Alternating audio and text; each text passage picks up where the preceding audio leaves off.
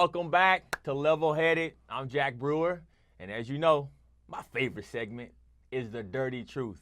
And I'm here with my good friend and brother, Dr. Christopher Metzler. Yes, sir. Thank you for joining us, man. My pleasure, man. Welcome to the house. Thank you. Glad to be in the house. Dr. Chris, you are a conservative strategist as well as an author. And you hit on a lot of these topics that we're about to discuss. Sure. And I really wanted to get your feedback first and foremost on the Judge Kavanaugh confirmation. Mm-hmm. But before you start talking, I want everybody to check out this very inspiring, historic speech by Senator Collins. Check it out. Our Supreme Court confirmation process has been in steady decline for more than 30 years. One can only hope that the Kavanaugh nomination is where the process has finally hit rock bottom. Judge Kavanaugh has received rave reviews for his 12-year track record as a judge, including for his judicial temperament. That Judge Kavanaugh is more of a centrist than some of his critics maintain is reflected in the fact that he and Chief Judge Merrick Garland voted the same way in 93% of the cases that they heard together. There has also been considerable focus on the future of abortion rights based on the concern that Judge Kavanaugh would seek to overturn Roe v. Wade. Protecting this right is important to me. I asked the judge point blank whether he had made any commitments or pledges to anyone at the White House, to the Federalist Society, to any outside group on how he would decide cases. He unequivocally assured me that he had not. I found her testimony to be sincere, painful, and compelling.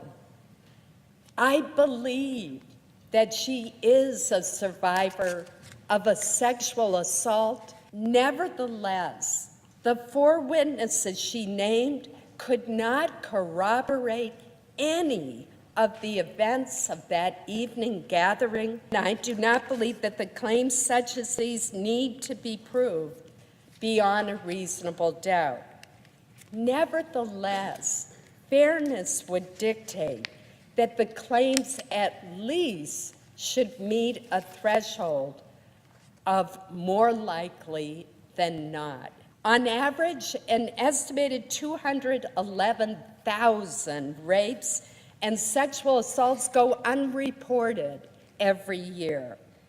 We must listen to survivors, and every day we must seek to stop the criminal behavior that has hurt so many.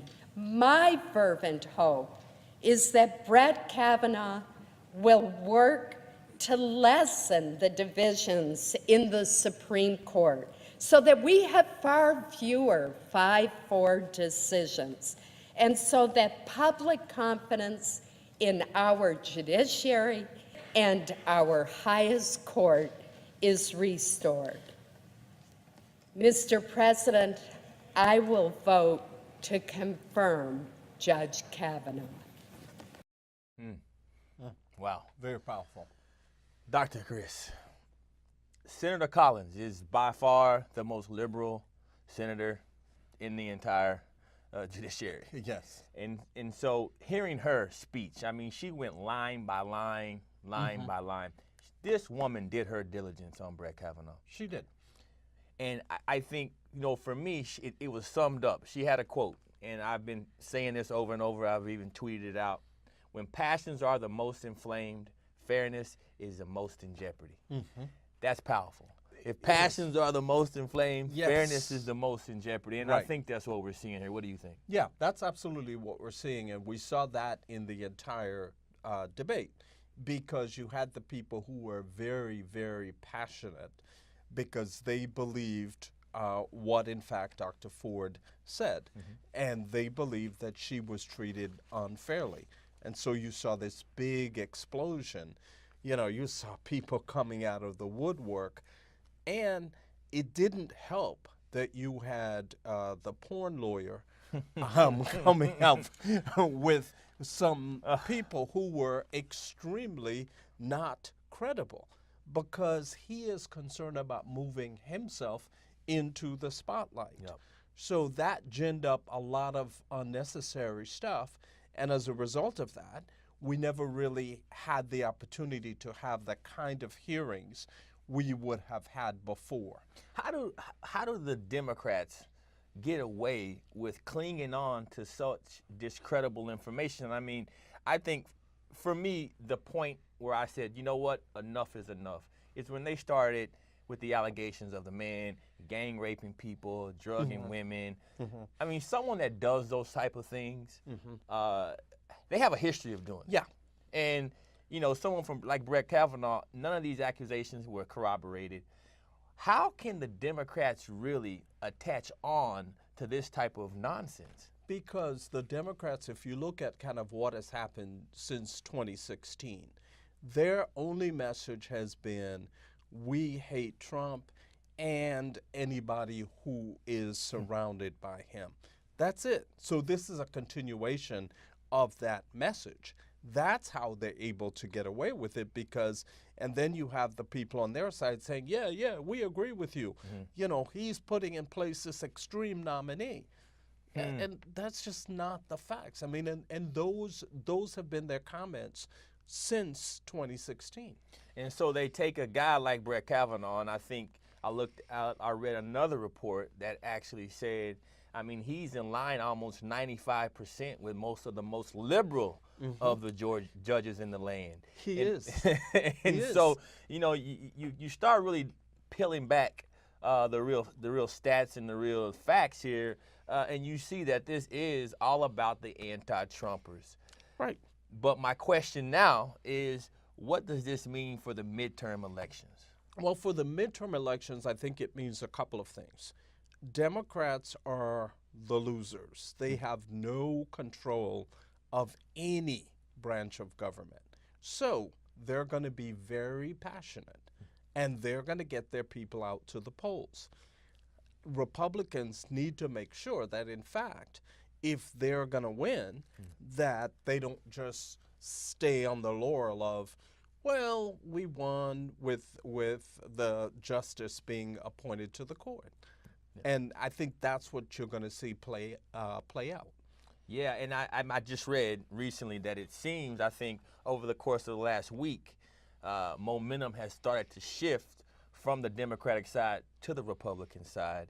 I personally was a little bit shocked because you see the news and you turn it on and you see everything's about, you know, those that are backing women, saying you have to believe her no matter what. And so I really thought it would be the opposite and really, you know, light up the Democrats, but I think the opposite has actually happened. Yeah, and the reason for that is because Republicans came out and said, wait a minute. You mean to tell me that you can just besmirch someone's reputation based on a memory from 30-something years ago?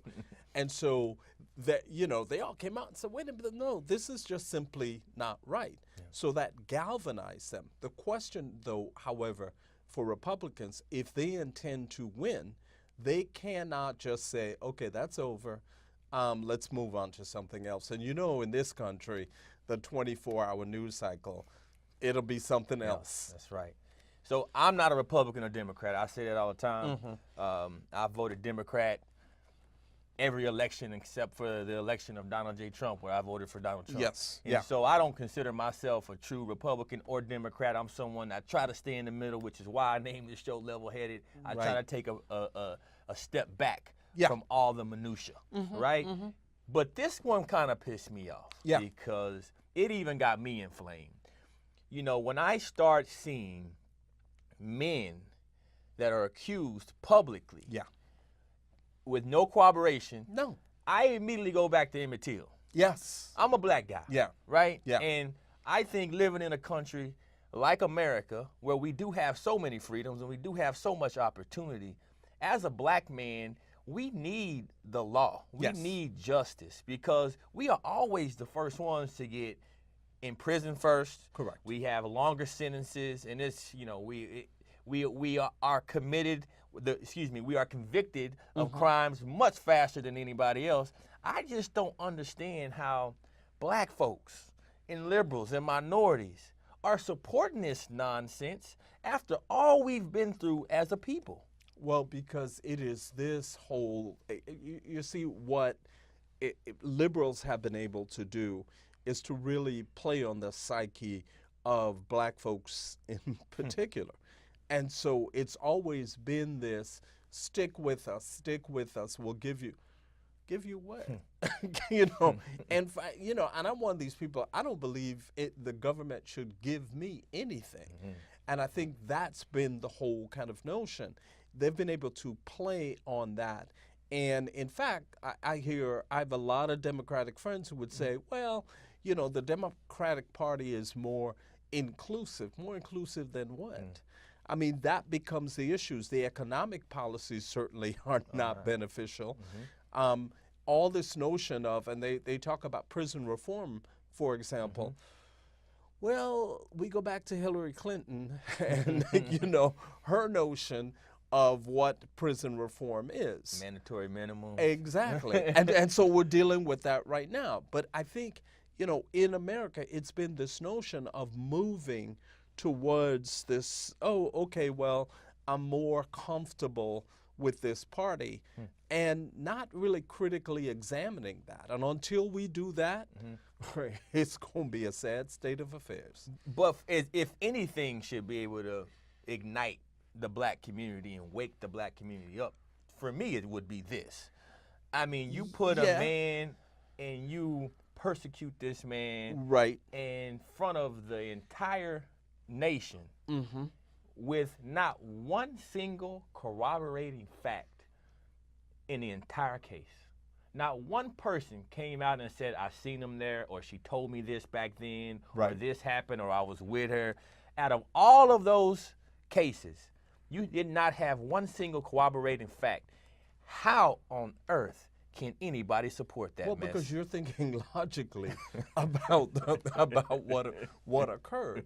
You're thinking, okay, here are all of these things. For a number of blacks and for a number of liberals who have been brainwashed by this whole liberal identity thing, and that's pretty much what it is. They're like, well, he's a man of privilege. He's a white man of privilege. That doesn't apply to me. And I keep hearing that conversation, and I'm thinking, that white woman wasn't poor, first off. That's right. That white woman poor. is a professor in the neighborhood they were living in the schools they were going to, where nobody in those schools She's a USC poor. grad. So, but it's like this whole notion of being brainwashed around this issue.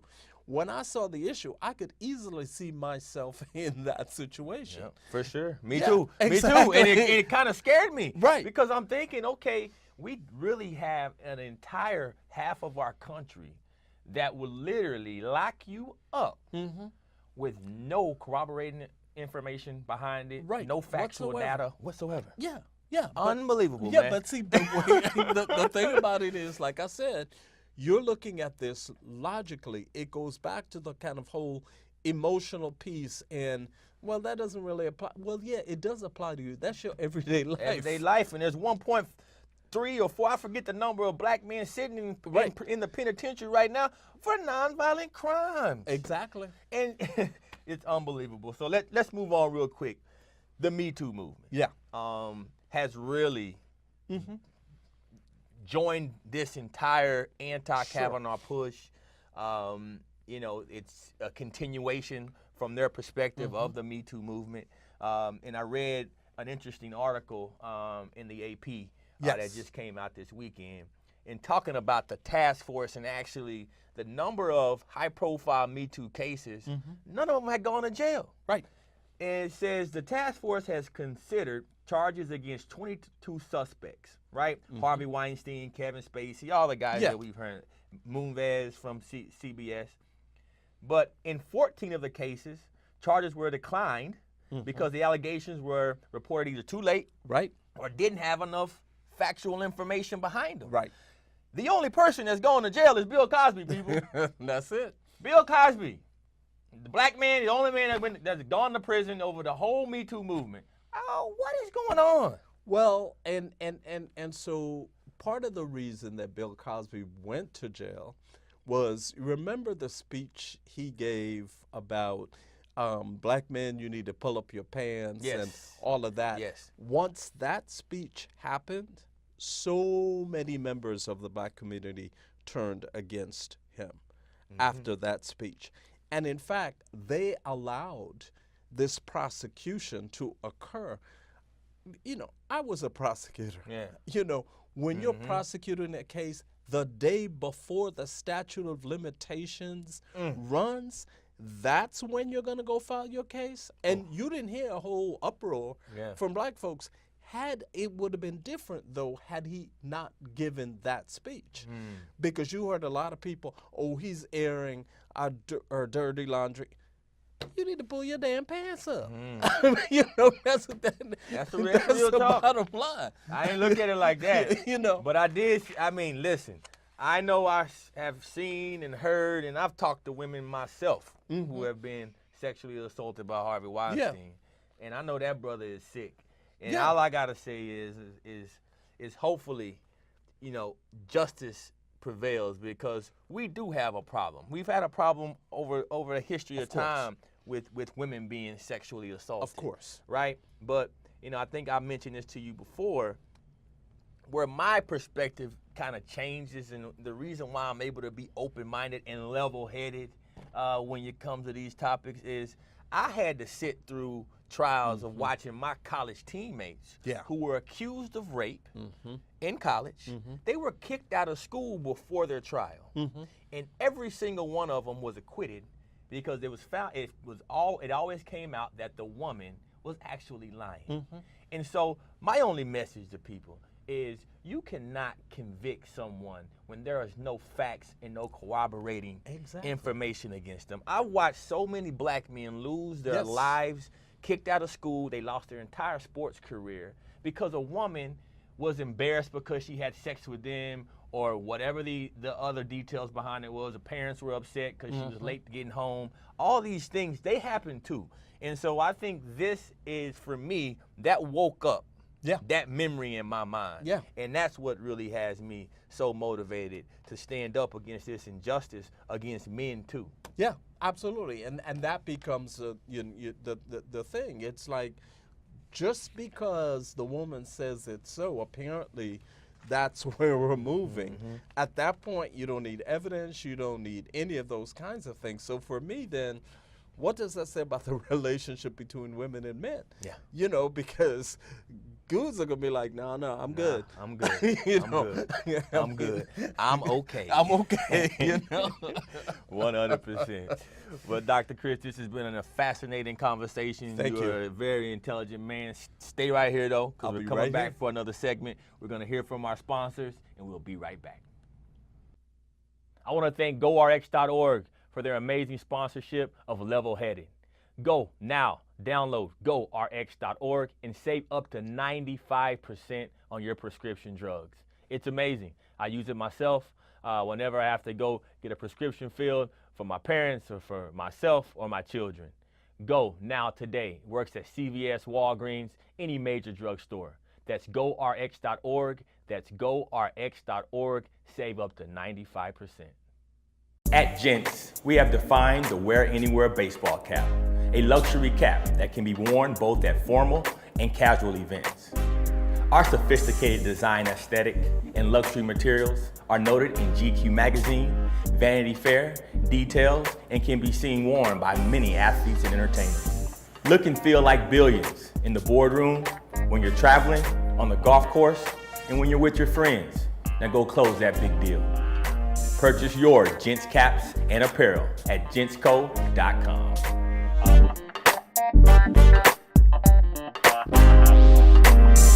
Wouldn't it be great if there was an all-purpose medicine to help handle almost all your household medical needs? Now, with VitaStem, there is. VitaStem is a new, FDA-registered, topical antibiotic that treats 10 times faster and more in depth. For From razor burn, to acne, to cuts and scrapes, and even to mosquito bites, VitaStem is your all-in-one solution to many needs. Don't suffer, heal with VitaStem. Learn more at vitastem.net.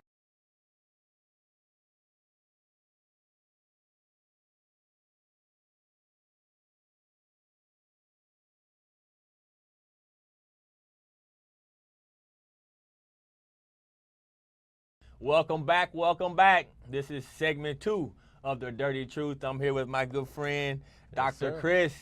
Dr. Chris, you are writing, or you're releasing a book coming up, right? Yes, sir. And your book is called Divided We Stand, The Quest for America's Soul. Yes, sir. Woo! I can't wait. I can't wait. That sounds fire. Yes, sir. So tell us about the book. Why'd you write it? Yeah. And what do you want people to be able to take from it? Well, it really just looks at why we're such a divided country. So it is a historical trace as to why we are where we are, but not historical in the sense of the usual boring history in 1802. No, we're talking about modern day things and what has gotten us there. So things like, why are we divided along issues of race and class, for example?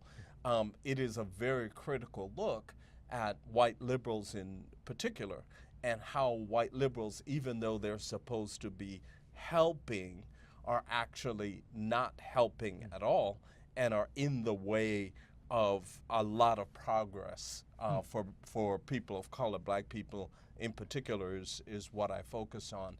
I also look at the media and the concept of fake news, because in my view, when you look at the news, first of all, you generally have about 20 people on a panel analyzing the same issue. Everybody's saying the same thing, and everybody's talking about nothing. Yeah. So I talk about the fake news and how people should pay attention to that. I also look at the reasons that Trump was elected. Perhaps one of the most controversial pieces is, I ask the Democratic Party to issue an apology to America for nominating Hillary Clinton. So I think a lot of them want to do that. Yeah. If they're keeping it 100, right? They would. Probably not such a good candidate. Yeah. So that was the whole thing. So I talk about that. I talk about term limits, and then kind of the way forward. Interesting. So it sounds like you're really taking a lot of the real core political issues that are affecting race, particularly blacks in America. That's very interesting. When I met you and started, looking you up, you're actually from the Caribbean. I am. From Grenada. And, yes. And I have a lot of my closest friends are from the Caribbean. And so some of the things that we talk about is, for me, I'm former U.S. slave population at its core. I mean, my family came from Christensen County, Kentucky, down to Texas, one side, the other side came through Louisiana. So I am, I'm from slavery. Right. And so my perspective always goes back to our former slave population because unfortunately when you go through Mississippi and Louisiana and parts of the South, even in Texas, you still see a little bit of segregation. Georgia, Alabama, you see segregation still, and you still see what slavery left.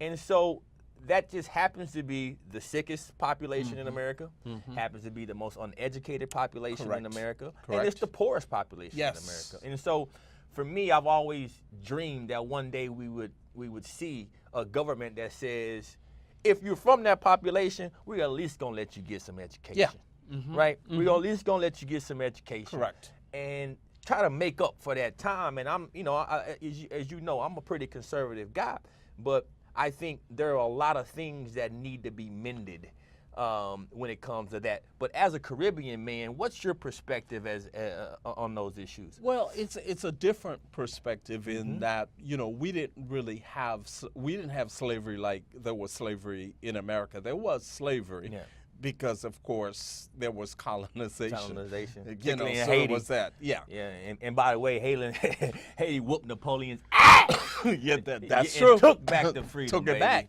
Right. So there you go. My Haitian brothers and sisters. So there was that. I mean, but we, pretty much came from a piece where the island of Grenada, there are 120,000 people on the entire island. Small island. Very small. You did well in school. Yeah, but if you did well in school, there are only so many places you can work. In the bank, well, not that many banks. I mean? So what are you going to do? Yeah. So it's always, coming from nothing. So for me and for my family, America was the ultimate dream, which is, and I talk a lot in the book about immigration. Yeah. I'm an immigrant. I'm a supporter of immigration.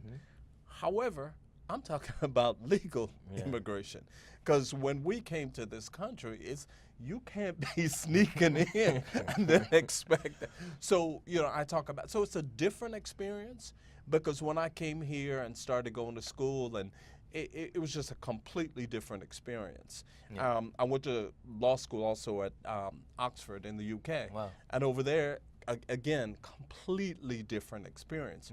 But have I experienced racism in the U.S.? Yeah, but you know what? For me, I can't, let that just hold me down for the rest of my life. It's a very different, very, very different experience. No, you have a very interesting perspective, and obviously with your educational levels and coming from where you came from, capitalism has played a major factor in your life. And when I look at these issues surrounding race, and I say it all the time, you bring up the illegal immigration debate. And so something that has made me, get further away from the left is the point of, I see billions of dollars being spent to advocate for illegal immigration. They want to take ICE away. They want to do all of these things. But black men are getting locked up for selling some weed. Yeah. And there's no focus on this. It's like they've completely alienated the interests of black folks to focus on increasing their electorate by allowing more illegal immigrants to come in, and it's all political. It is completely political, and that becomes the issue, and it is where Democrats kind of lose it, because what they're talking about basically is, y'all Americans, okay, that's fine. We appreciate that. However, the rights of illegals are much more important. And I'm like, whoa, wait a minute. That's not quite how this works. Unbelievable. So that becomes a large part of the issue for me is, when we came first to the Virgin Islands, because that was a natural point of entry. Every year until we got citizenship, you would, for a day, have to leave St. Thomas and go over to the British Virgin Islands. Wow. Every year you have to do that. And you'd also have to prove that you were not a burden to the U.S. All that's gone away. Now it's like, come on, we'll give you some taxpayer dollars. So that becomes the issue. And so, you're a black man, you're here, you came here as an immigrant. Why is there so much pushback against merit-based immigration? Because in a lot of respects, I think that you hit the nail on the head, which is it is all political. It is all political. And I think the left believes that you just let them in and say, okay, here, I'll let you in now, vote for me, and that's it. Because they understand they're losing a lot of their base. And that's a big part of the issue. But merit-based is the way to go. Yeah. Man, this is a fascinating discussion. I had an opportunity on Fox Business on my last segment. Yes. I was talking to one of the most premier Democratic strategists, and the topic of race continues to come up. It's either you're sexist, you're racist, or you're homophobic. Yeah. I want you to check out this segment and give me your thoughts. Yeah. Republicans need to win, they will be running full steam backwards away from President Trump. And I think that was true in 2010 and 2014 for Democrats. And so at the end of the day, I think this election, more so than any election we've had in a long time, will be determined by the mood of the country and on issues, not on the emotions of voters. Well, I would say the biggest issue, particularly when it comes to female voters, is do I feel financially secure? Do I feel comfortable about my job and my family's finances? And Jack Brewer, I think it's very hard for most people in this country to say, I'm worse off now financially than I was a few years ago. I mean, we can't deny the facts. I mean, Antoine, I respect you. I love your brother, but I totally disagree. I mean, if you look at policy, I'm talking about policy. To paint this broad picture, to pretend that the policies of Donald Trump economically have not been good for people, it just isn't true. And I don't think that you can continue to push that narrative, because if you look at the facts, there are less poor people, and that's what I care about. There are less poor people on food stamps today than there has been in a long time. And there are more people that look like me and you working than in a long time. Martin Luther King marched for jobs. That's what jobs and freedom. And we got more jobs in this country. So I think, the rhetoric is there. If you want to play on the emotion, if you want to bring in the racism, you want to bring in the sexism and all these other emotional things, yeah, we can talk about that. But if you're talking about pure policy, how can you ignore that when the deregulation has clearly made an impact on this economy? The tax reform has clearly made an impact on this economy. I mean, if we would have talked about having 4% growth 3 years ago, we would have been laughed at. I know I wasn't expecting it, and now we're seeing it. I mean, so let's just keep it real and at least be honest about the situation that we are in as a country.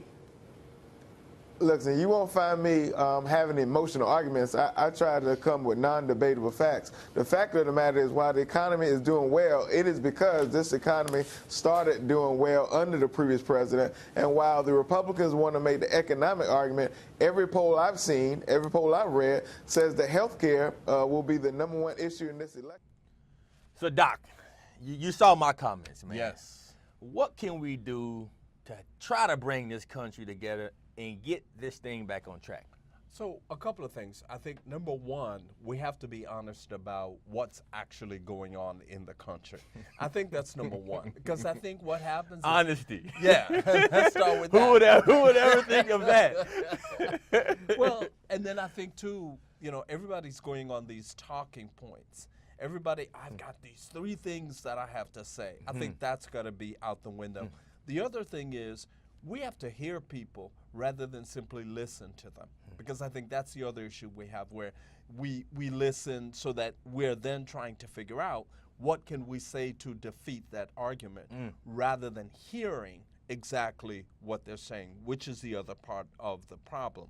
We really, really have to be able to do that. And then finally, I think we have to respect each other's point of view. Yeah. Listen, if people disagree all the time, and if we really look at the issues, in a lot of cases, we have a lot more in common than we think we do. Sorry. But with all the talking points and all the noise and all of that kind of stuff, I got to be right, rather than getting. So until we get there, it's going to be extremely difficult to do. No, I think you're right, and it's unfortunate that, from the left, and I feel it a lot. Yeah. Because I come from a community where I'm a former athlete. Yeah. Right?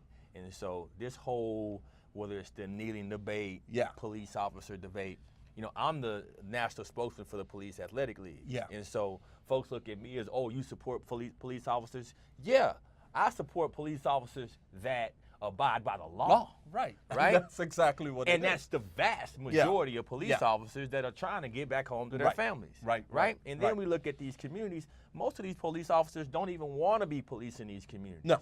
Right? And you go and you sit down, because I sit down. I've sat down with dozens of police departments. And you sit down with these police departments, and they all have the same issue.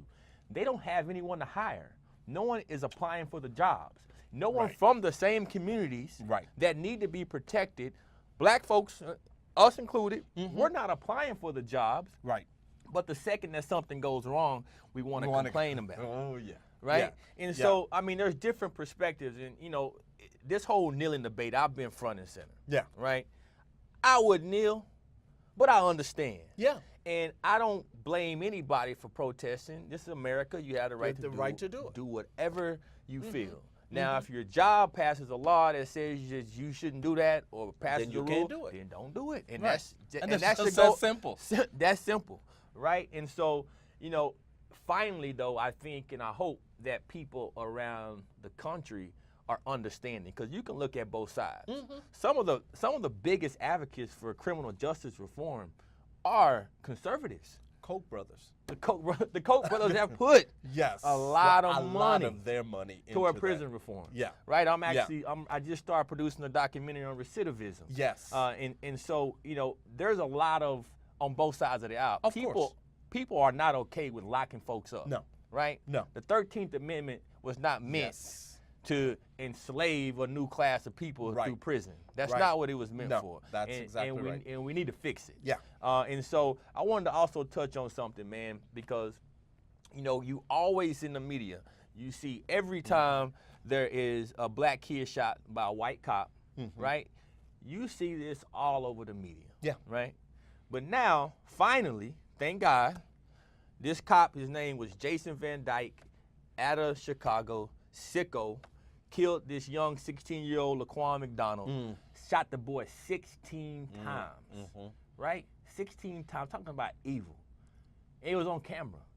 And so, this is a really emotional hearing, man. Yes. Especially for Chicago. We know what goes on in Yeah, Chicago. I mean, There's just, it is what it is. It's a battle. And I don't like to always highlight the fact that people are shooting each other in Chicago. I like to talk about those mothers that lost their sons. Yes. And those parents that are afraid to send their kids to school or don't know if the kids are going to be safe each and every day. Yeah, are they going to come back? They're going to come back. That's the majority of people. That's the real, right? And so I just wanted to show this, man, and get your thoughts on this trial, because finally, justice has prevailed. Yeah. Check this out. All rise for the jury. A white police officer from Chicago who shot and killed black teenager Laquan McDonald in October 2014 has been found guilty of second-degree murder. Find the defendant, Jason Van Dyke, guilty of second-degree murder. We, the jury, find Jason Van Dyke shot the 17-year-old 16 times. McDonald was pronounced dead at hospital. Although the jury found him not guilty of official misconduct, Van Dyke is likely to spend at least 6 years in jail. The shooting sparked widespread protests when dashcam footage from a nearby car was released a year after the incident. On Friday, campaigners said Van Dyke's sentence was too lenient. Murder suffices, period. Anything less than murder for what Jason Van Dyke did to Laquan McDonald would not be justice. Maximum, whatever the maximum sentence is, that's what we want to see. Prosecutors say it's the right result and justice has been done. This is a gratifying verdict. We are all pleased that we have been successful in our pursuit for justice for Laquan McDonald, for his mother Tina, and for their family and friends. Other officers have also been charged, accused of covering up the shooting. The city prepared for the possibility of widespread protests, but for many of those who've been campaigning for the past 4 years, there was celebration rather than upset. Woo! That's tough, man. Yeah, that's tough. So you think, Dr. Chris, can this finally provide a shift in all of these police officers being let off for shooting young black men? I think so. And I think in this case, what's different from a number of the cases that I've seen is a very meticulous prosecution. In a lot of cases that I've seen, prosecution acted like, well, all right, I got to prosecute this case. But in this case, they told a story. They humanized him, which is very different than what has been done in the past. Interesting. Well, man, hopefully we can improve from this. Yes. Because I think it's a lot of folks, no matter if you're white, black, green, or purple. Don't matter. You don't like seeing anybody get shot in cold blood. Well, Doc, this has been an amazing segment, man. It's been a pleasure, man. Man, it's been great. So just tell us, what's on the horizon for you? How can folks keep up with you? I know you got a big book releasing. Oh, yeah. You're up to so much, man. I know me personally, I'm going to keep up with you. Hopefully you join us again. But tell us a little bit about what you got going on. Well, I've got a couple things going on. I'm in discussion now with a couple people about a TV show based here in Florida. Can I be a guest? Of course. We're looking at doing that. I'm looking at rolling out cannabis tour. Nice. And it's called The Politics of Cannabis, looking at the law. I mean, one of the things in South Florida, I own 9 separate medical businesses, and I'm on the board of a company that does DNA testing to determine how your body responds to cannabis. So interesting. We'll be doing that. So I'm a big cannabis advocate. Yes. I obviously played in the NFL, man. Yes. I had 9 surgeries in the league, had 1 after. And so I definitely want to hear more about that. Yeah, because, I mean, people, you know, the cannabis thing, they have to rebrand that whole industry. Because right now, people are like, you just want to smoke weed. Yeah, exactly. But they are, in fact, some medical uses. And I can be, all of my social media, it's at Dr. Chris Metzler. Y'all heard Pretty that? easy. At Dr. Chris Metzler. Yes, sir. Yeah, and what else, man? Tell us, talking anything else? Well, that's it. That's it for that. That's it for now. I love it, man. Yeah. I love it. Well, this has been an amazing, been a pleasure. segment. Man, this has been the real dirty truth, Yes. right? Yes, sir. So, Dr. Chris, thank you so much, Pleasure. man. We're going to hear from our sponsors, GoRx.org. Thank you so much. Check out the next commercials, and we'll be right back. Since 2002, GTX Corp's wearable GPS technology has helped American families track what they love. With the new GPS Smart Soul and Invisibelt for kids, you can conveniently monitor your children's whereabouts real time from your smartphone using our app. Cell phones are easily lost or stolen, so we've designed our patented GPS technologies to be comfortably hidden inside your shoes or underneath your clothes. So bring your family peace of mind. Track what you love with GTX Corp. Aftermaster Studios has assembled one of the world's most renowned teams of sound engineers. Our technologies have resulted in some of the greatest musical productions in history. We are proud to bring our decades of sound mastering to your television. Our Aftermaster Pro improves the sound quality of your basic television, making it sound more like a movie theater. You never have to adjust your volume again. Purchase your Aftermaster Pro at aftermaster.com.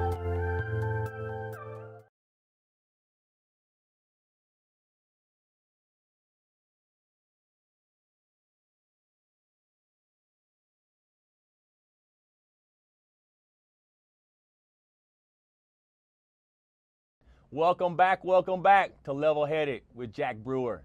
This is Follow the Money, and this has been quite the week in the stock market and overall business in our country. The jobs numbers came out. The unemployment rate came out. Both quite impressive. Unfortunately, expectations were not met for the month of September. We actually came in at 138,000 jobs. It was expected that we would see an increase of 185,000 jobs. And so, as a result, the stock market, as you can probably expect, came down a little bit. I think the S&P lost about 1% on the day. But, you know, we had positive news. The unemployment rate continued to tick down. We got down to 3.7% on the unemployment rate, which is the lowest in 49 years, almost 50 years. This is the lowest unemployment rate. Unemployment rates for blacks and Hispanics and Asians continue to come down as well. And this is just great signs for the economy. I think you're continuing to see the effects of the tax cut. Businesses are still hiring. Actually, a lot of businesses are having trouble hiring. You know, for the first time in decades, you know, over the last few months, we have more jobs than people actually applying.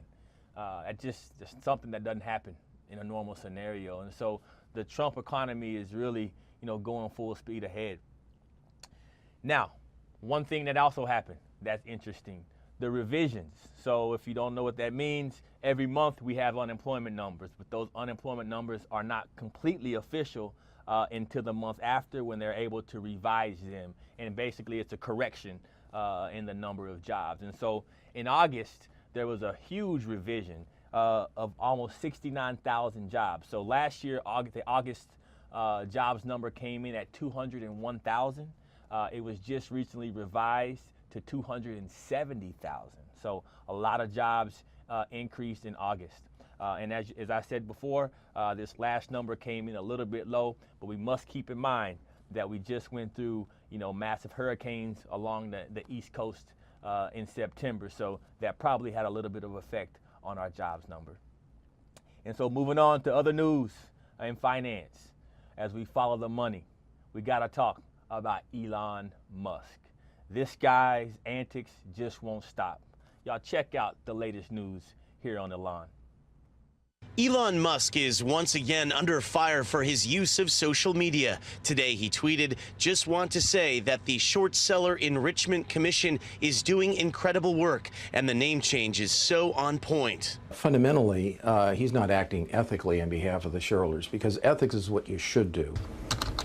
Kerry Fields is a professor of business law and ethics at USC's Marshall School of Business. He can say these insults because he can, but it's not an ethical thing to do for the shareholders or the other stakeholders, because it's reducing the stock price. Musk's latest tweet comes after he was forced to resign as chairman of Tesla's board because of his tweet from August. It read, "Am considering taking Tesla private at $420, funding secured."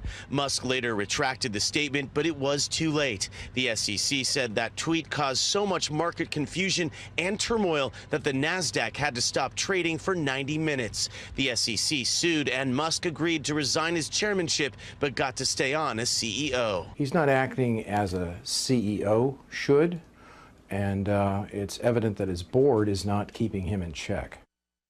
I'm speechless. I'm speechless. It must be nice being a white billionaire tech guy who just don't give a damn. I mean, first off, you commit blatant fraud like that, putting out a tweet. You get off with a small slap on your wrist, $20 million to a guy that's a billionaire. Is all you had to pay. But then you come back and you mock the SEC? I'm sorry. Black men don't do that. We can't do that. They lock us up for those type of things, guys. I don't know what to say. This is Follow the Money.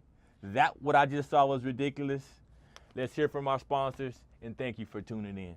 780 million people do not have access to clean water, and water technologies can help.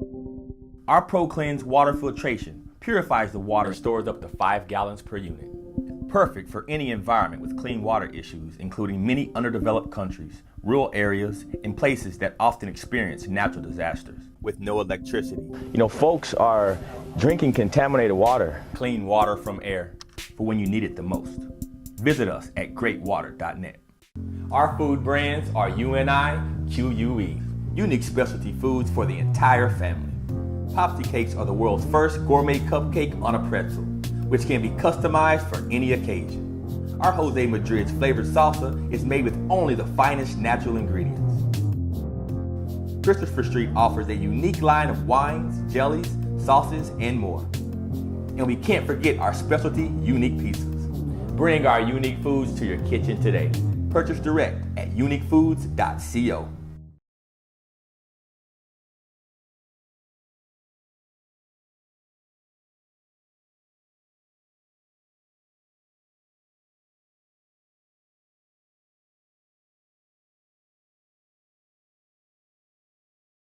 Subscribe to Level Headed with Jack Brewer today on Google Play, Apple iTunes, download our app, or even check us out on Facebook. Thanks so much.